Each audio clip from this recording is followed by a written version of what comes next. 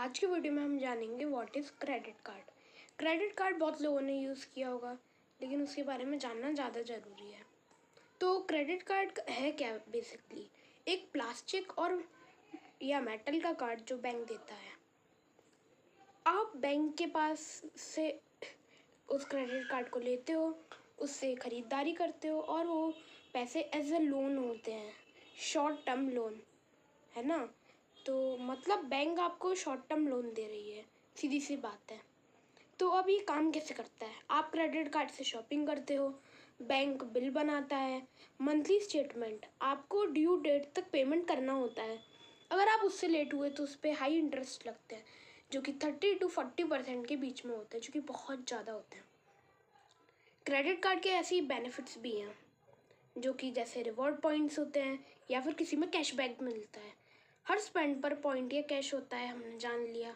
अब credit card score improve के time पे पेमेंट से अच्छा क्रेडिट कार्ड हिस्ट्री बनता है। ईएमआई फैसिलिटी होती है, बड़े परचेज को इजी इंस्टॉलमेंट्स में तोड़ सकते हो। क्रेडिट कार्ड का एक बेनिफिट है इमरजेंसी फंड्स। जब सेविंग्स कम हो तब भी यूज़ कर सकते हो।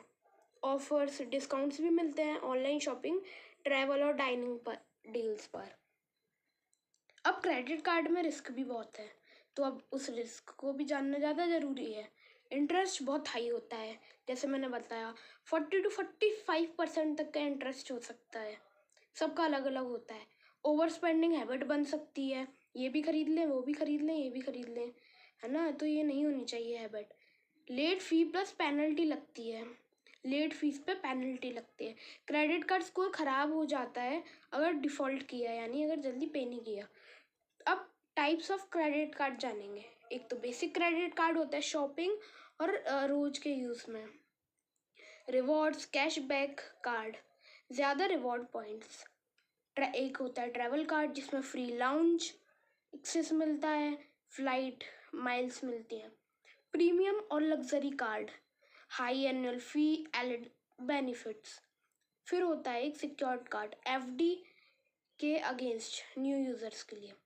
अब बेस्ट प्रैक्टिस क्या है, मतलब कैसे इस क्रेडिट कार्ड को रखने के बावजूद भी रिस्क से बचा जाए।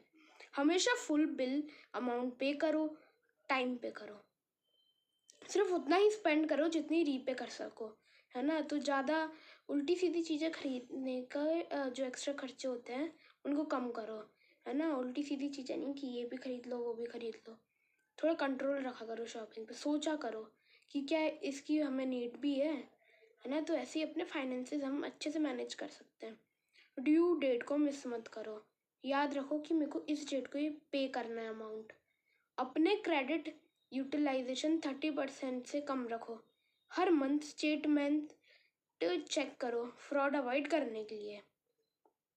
अब सिंपल एग्जांपल है, आपके पास 50,000 रुपीज़ का क्रेडिट लिमिट है, आपने 10,000 का शॉपिंग किया। अगर आप नेक्स्ट मंथ पूरा 10,000 पे कर दोगे तो कोई इंटरेस्ट नहीं लगेगा। लेकिन अगर आपने 2,000 ही पे किया, बाकी 8,000 पर इंटरेस्ट प्लस लेट फीस लगती है ना। और इसलिए कहते हैं कि शॉप नहीं करना चाहिए और ज़्यादा मतलब अपने जो पेमेंट्स होते हैं, बिल्स होते हैं, इन सब पे ध्यान देना चाहिए। तो आज हम जान चुके हैं कि क्रेडिट कार्ड क्या होता है। अगली बार हमारा टॉपिक रहेगा how banks earn money. Thank you.